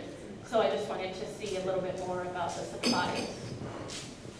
No problem. With the support services, a lot of the young, I want to say about 32 participants there. We have leveraged with our WIOA grant to use that support services so that we don't use a lot of the general money grant, which is the RRI here. So we become very creative of how we use our support services because we do have to spend the money on the state side as well. So it was very important that we have this support from our Reimagine because it's allowed us to give every single person that walk into our door their work experience. However, we leverage some of the students that want to go further with their career pathway by paying for, let's say, for their Kaiser program that may cost them $7,500, right? That Reimagine can't pay. I did talk to the task force and request that some of them that are not in the EPTL because it has to be in the state of California list in order for us to use our WIOA money to be able to pay Kaiser, and the task force approved that so that there may be some youth that may be interested in going to Kaiser, and we'll be able to do that as well right now. And also, I'm sorry, in the IT program, we did put 9 young people into the IT bid-wise pre-apprenticeship, and 9 of them will be going into the full apprenticeship starting, I want to say, late May, so that they could get certified and be hired by Bidwise. And Bidwise has contract with like Google and some other IT techs out there, so we're excited about that as well. Don, you have a question? Just a follow-up. Careers in the building trades, not just my union, but in the building trades. Just want to make sure everybody understands that by law, you have to be 18 years of age or older to be on a construction site. We all know we go to Home Depot, they don't care how old you are. Also, it has been a federal law since 1986. You've got to fill out an I-9 before you can be employed. You've got to prove that you have the legal right to work in this country. Okay, that's not us, that's federal law. Also, we do not discriminate against anybody that has a criminal past. Not at all, I guarantee it. Hell, business manager of my union was convicted of conspiracy to commit murder when he hired 3 guys to kill the ex-president of our union, and we re-elected him. Okay? But lastly, and this is the world that we live in, almost every major construction project has pre-employment drug screening. This is not us. These are the companies. You go out to the Shell refinery in Martinez, they'll pluck a hair from you. They can tell you that you had smoked a joint 6 months ago. They say, no, we're not going to let you in. It's their house, their rules. But just be aware of that. My own nephew got booted from the program because It was more important for him to get high than it was to put food in front of his babies. Just to get the world we live in. Okay, thanks.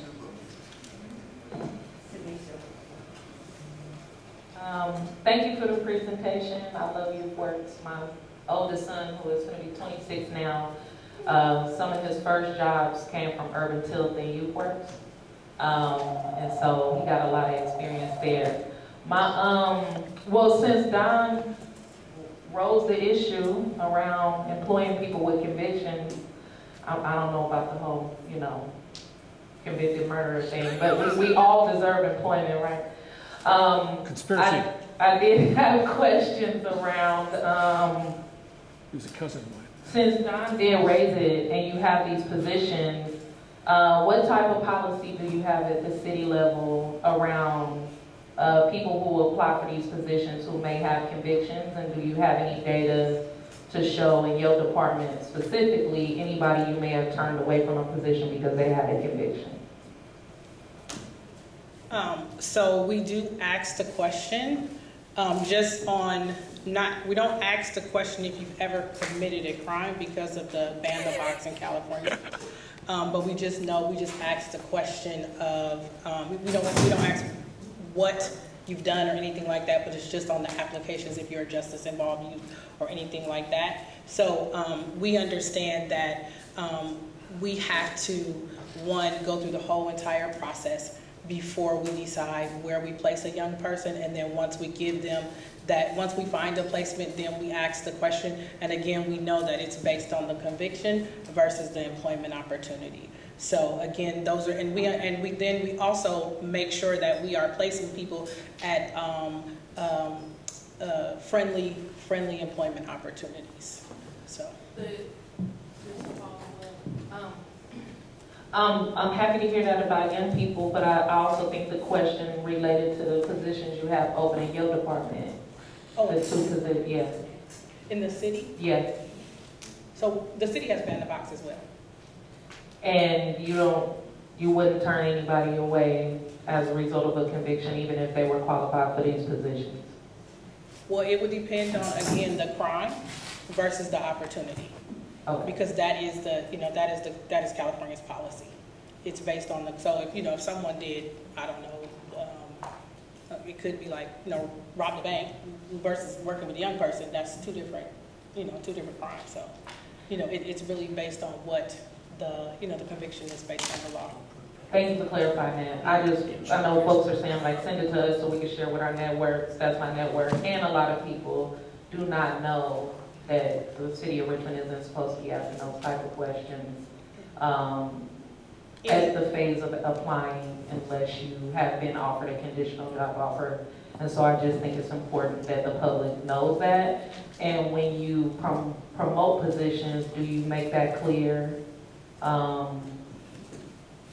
We don't like do a notification or anywhere they can go on your site so that they can know that we don't do it. It goes through HR. Okay. Yeah, it's not. Thank you. I just want to make note of the fact that it's 7:15 and we still have not had any conversation about the planning for the community summit. So I'm going to actually ask Anne if you would indulge us, please, and have us move that item on the agenda. But first, before we do that, I have to call for public comment. Is there any public comment about any of the, about the YouthWorks report?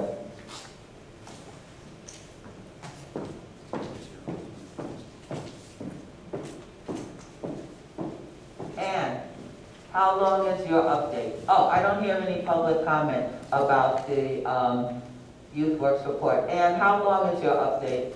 We just talked, and because we're having a community meeting tomorrow about the topic, which you all will be there, I'm sure. That'll be an opportunity for you to ask questions, but she just wants to make one pitch about the survey, and we will move on. Thank you, I appreciate that. Can you just hold on a second, let her make the pitch and then I'll come. Oh. Go ahead, Anne. I'm sure everybody has already taken the survey, but maybe somebody didn't. We have the QR code. You can do it right on your phone. I also have paper versions of the survey. I have it in Hindi, Mandarin, English, Spanish, Portuguese. So I can give them to you. I have extras. That's the whole pitch. Yay, surveys. And I am deferring to what this body decides to do in terms of this agenda item. So let us know, Chair.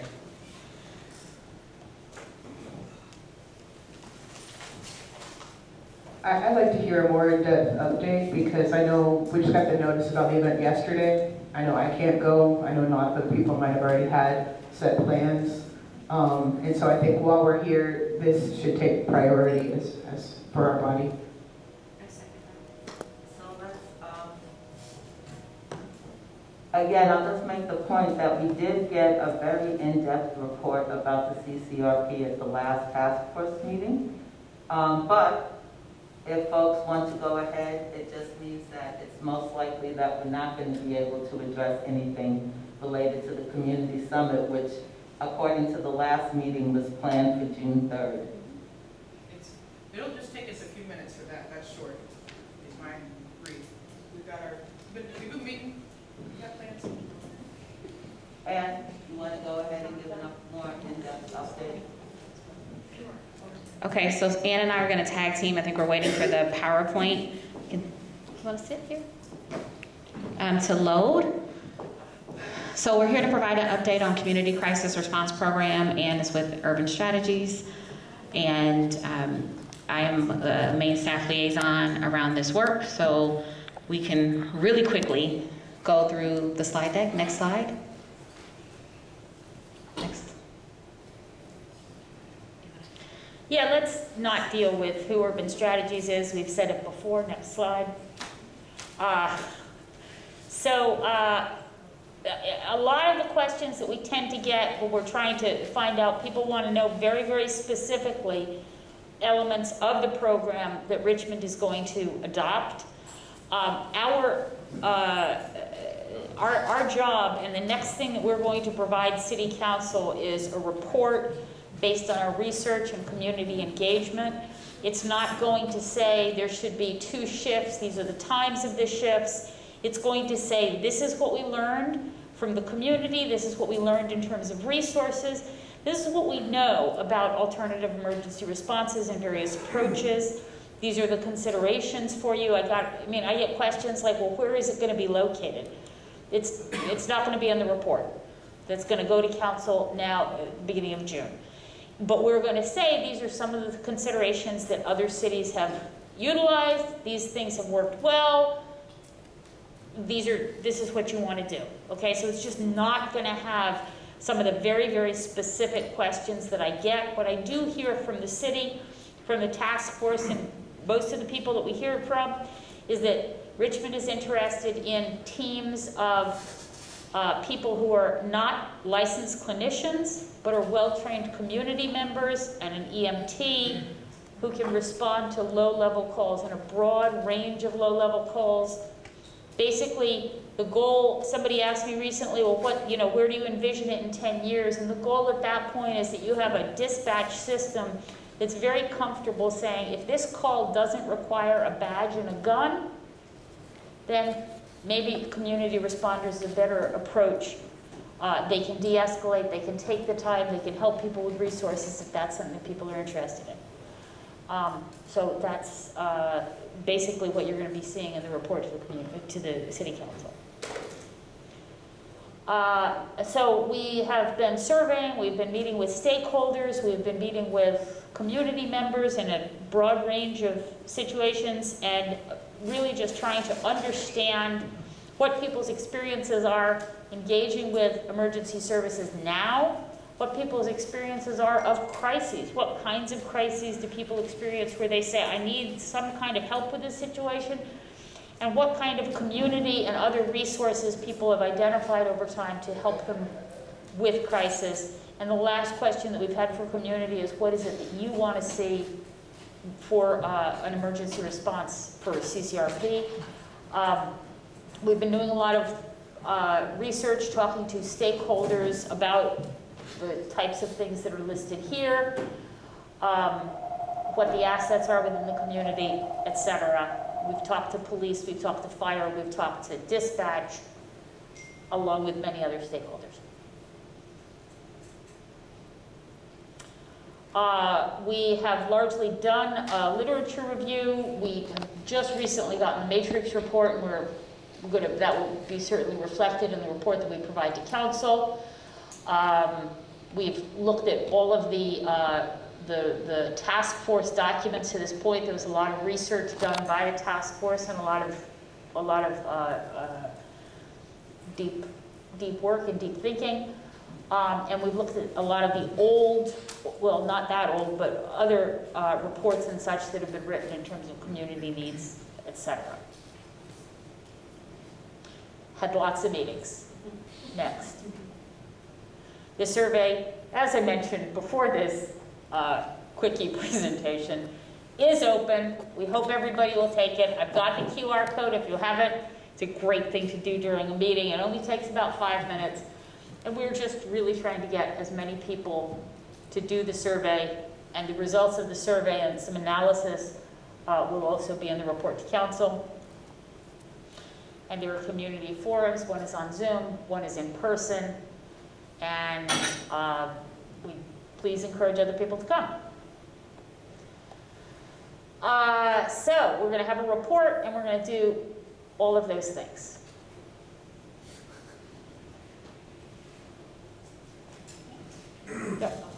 If real quick, if you want to go back to the previous slide, the report I know is where people really care, because that's the next thing. They've spent a lot of time doing community outreach and getting information, because it really is important. Our city council, our community really appreciates when we hear from community. We wanted to have that be part of what Urban Strategies Council was presenting to City Council. And so it says May, that was the hope. The last meeting in May. This is also budget season for the city, so we're also looking at time frame in terms of when the item can actually be heard. But the last meeting in May is when they were initially scheduled to come. They're asking to come at the beginning of June. David Harris, who is the, what is he, the executive director? Or he's actually unable to come on May 23rd, so we're gonna ask for this to just get pushed to the next city council meeting in June. But in that report, as Ann stated, as part of the contract, they are going to provide City Council with some frameworks around what the program could look like, some options based on feedback, based on research, based on work that's already been done. And it will be up to council, right, ultimately to make a decision about what this program should look like within the city of Richmond. What council directed staff to do was to implement a program, but they didn't tell us exactly what that program will look like, which is why they approved a contract with Urban Strategies Council to help us do that work. And Urban Strategies Council is actually continuing to be contracted with the city even after the report comes out to help us with implementation. And so it won't be that they give the report and then go away. Once council says do X, Urban Strategies Council is still with us to figure out how do we do X.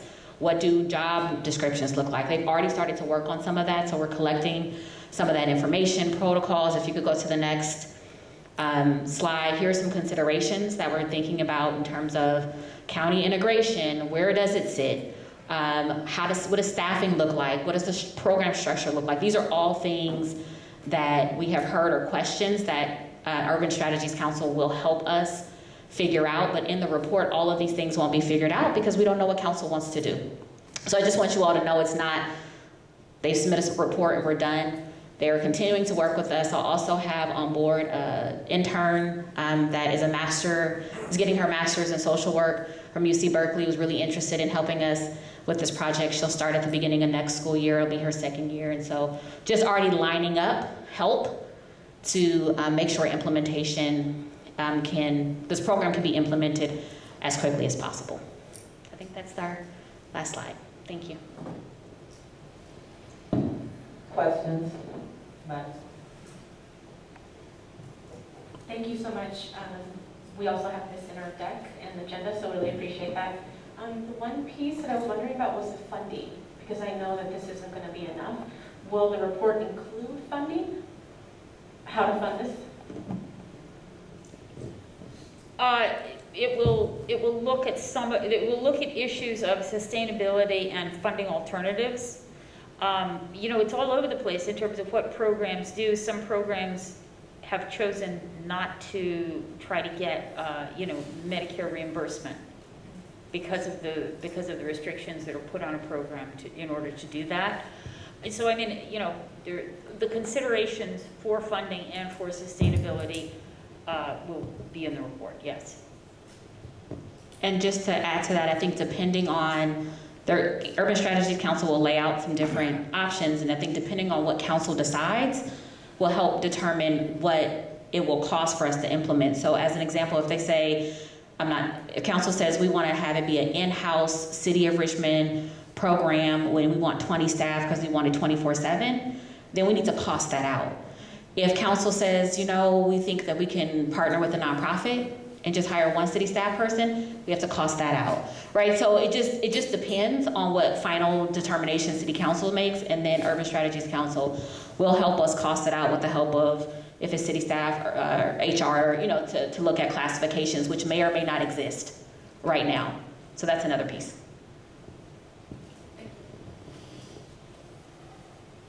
Any other questions?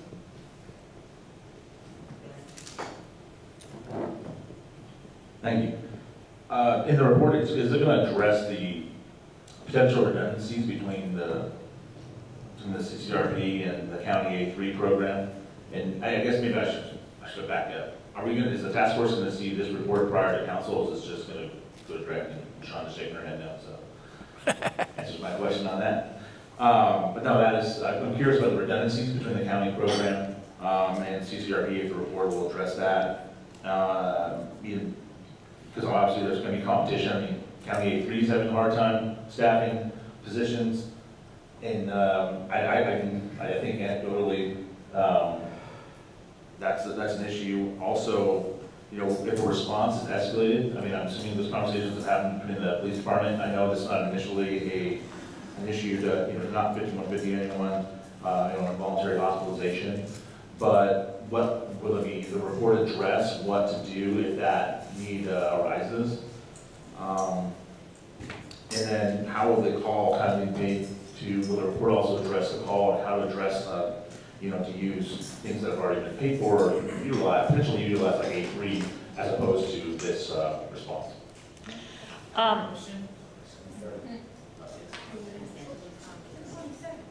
That's my motion is to extend it to 7:40. I'll second it. Call the question, please. To how long? To 7:40, just 10 minutes. Yeah, okay. Steve Bishop? Aye.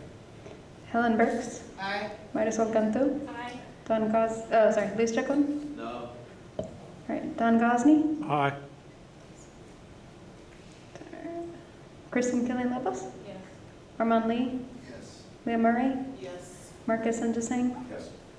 Jamin Purcell? Yes. Deborah Small? Yes. Ben Terrio? Yes. Linda Whitmore? Yes. BK Williams? Yes. And Tamisha Walker? Yes. Cool. All right, the motion passes to extend.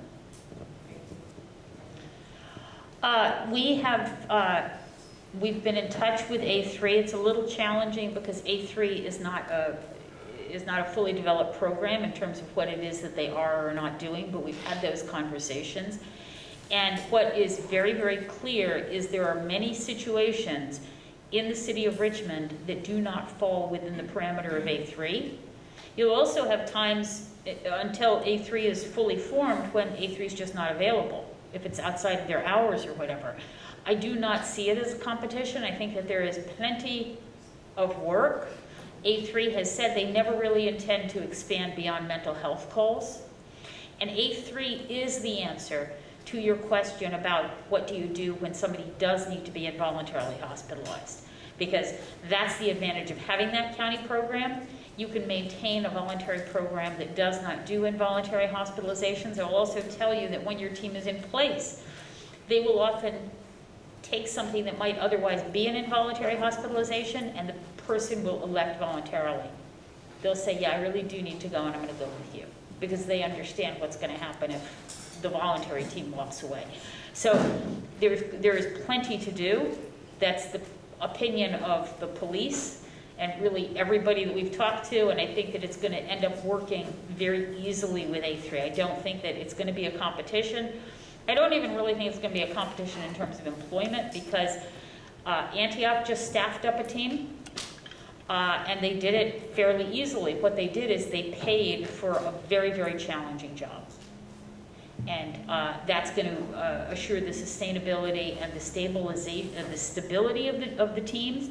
It also means you're not constantly trying to train people to do something because you've got such high levels of turnover. It's one of the major advantages as well that CCRP is going to have, because if you're not trying to staff every team with a clinician, you can recruit much more broadly for people who are interested in doing this kind of work. But it's very hard work, and it needs a really good salary. And then you get around the issue of recruitment. Thank you.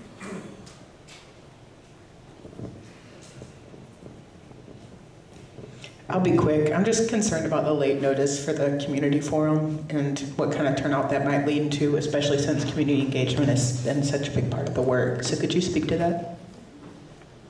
So I will say that is on city staff, and this does not have to be, we didn't push it out in the time frame that we should have, and so that's on us.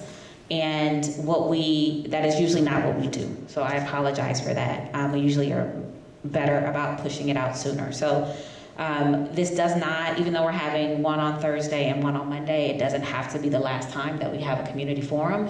But we did want to get some additional information in time for Urban Strategies to start to put together their report and analyze results from surveys and things like that. So we've already had that conversation about if we need to add another community forum, we can definitely think about that and look at the timing. I mean, the other thing is that this report should not be the end of community engagement and participation. So, I mean, if I wouldn't worry that much about getting another forum going in time for the report. There just needs to be ongoing discussion with the community, and you're educating the community, you're engaging the community, they're participating, and if there's interest, then you need to continue to have those conversations. So, you know, that we need to do. Yeah, and we talked about even after it goes to council, continuing to engage community to say, now what's next? And so we will definitely be working with the subcommittee of the task force, or the ad hoc group of the task force, to continue to work on that.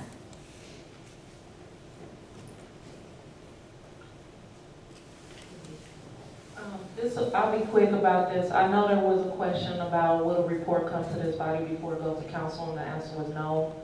I would encourage everybody on this task force to demand that it does, and reach out to your prospective city council members, whoever, you know, submitted you for appointment to this body, whatever, and request that that staff actually do be directed to bring it back to this body for review before it goes to the council. That's why I came to want to be a part of this work, not just like to sit here and do all of the work and not be able to see what it looks like before the council votes on it, because I'm also just concerned that there have been instances where I think many city councils have voted without actually taking a deep dive and getting input from the community. So I would just say, if you're concerned about it not coming back, you should reach out to the city council and tell them they should direct staff to make it come back this way before it comes to them. And what I also can do, so initially, we would not have had another task force meeting before this was supposed to go to council. So now that we're having to push it back, I definitely can ask. It is usually our policy, or what I am used to, is that council gets to see it first. And so I'm happy to ask, in addition to you all doing whatever it is you feel like you need to do with elected officials, but I can ask and inquire about what our process should be. But the timing wasn't allowing for that before, and so we will see. I mean, the thing is, oh yes, okay. Thank you. Sorry. Yeah. Out of time. Are there any other questions Before we go to the next item, I have to call for public comment. Is there any public comment on the report that we just received?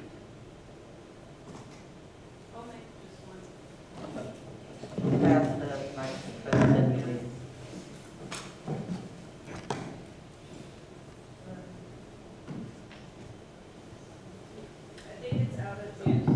Oh, sorry. All right. Just for anyone who doesn't know, I started working with A3 as a crisis responder last November, and we're staffing up. And as of April 1st, we've expanded our hours. We're now able to respond to community crisis work from 8 a.m. to 12:30 a.m. And we have a huge crew of overtime staff. So right now, the evening time is when we have even more staff than we do during the day. But as we speak, the bids are going out. First they go out internally, now they're going public. And things are really starting to happen.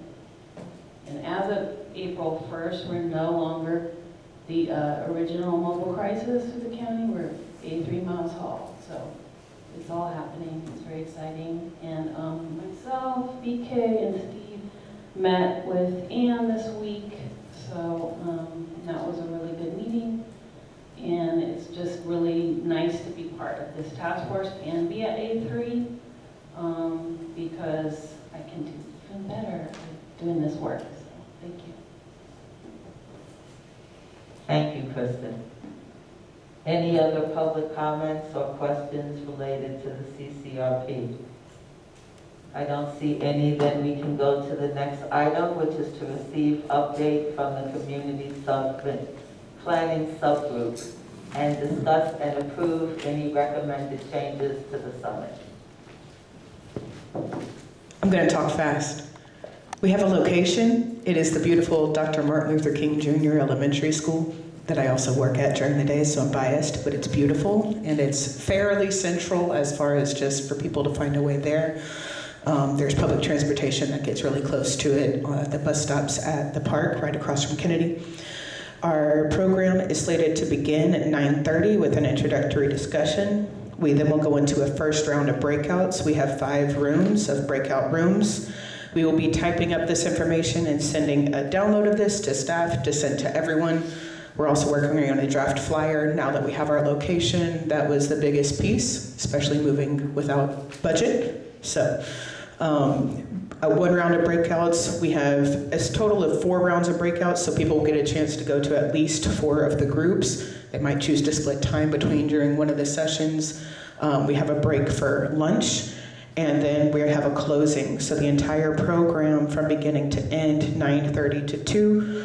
That also includes a resource fair with different community orgs tabling during lunch and after. As far as the breakout rooms, from the 5 people in the planning group, we have each focused in on one to kind of be point for and setting up and inviting experts to be part of the discussion within that room.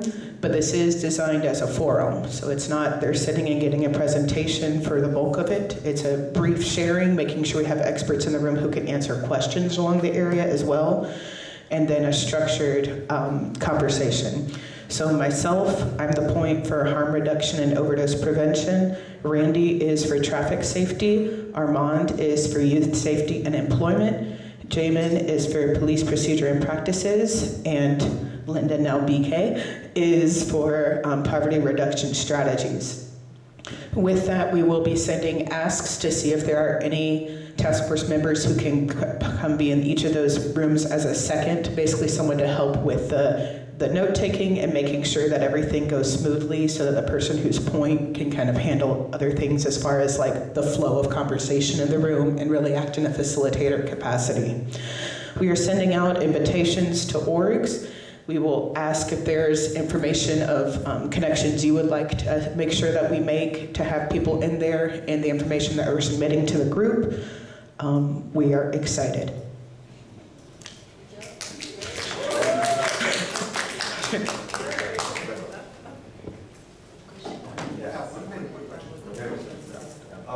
Real quick, is there anything you're doing to publicize this? There's a lot. Oh, there is?